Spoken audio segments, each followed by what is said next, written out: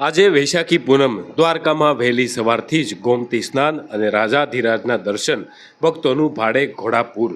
વૈશાખ સુદ પૂનમ એટલે વૈશાખી પૂર્ણિમા। દ્વારકામાં વૈશાખી પૂર્ણિમા નિમિત્તે વહેલી સવારથી જ રાજાધિરાજના દર્શન માટે ભક્તોની લાંબી લાઈનો લાગી હતી। હજારો ભક્તોએ ગોમતી સ્નાન કરી અને ગોમતી મૈયાની આરતી કરી અને પુણ્યનું ભાથું બાંધ્યું હતું। પૂર્ણિમાના ગોતમી સ્થાનનું પણ અનેરું મહત્વ હોય છે।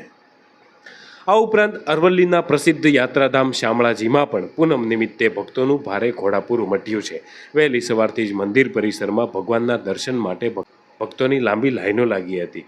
સુપ્રસિદ્ધ યાત્રાધામ ડાકોરમાં પણ બુદ્ધ પૂર્ણિમાએ માનવ મહેરામણ ઉમટી પડ્યું છે। દિવસ દરમિયાન કાળઝાળ ગરમી વચ્ચે પણ ભક્તોએ ઠાકોરના દર્શન કર્યા હતા।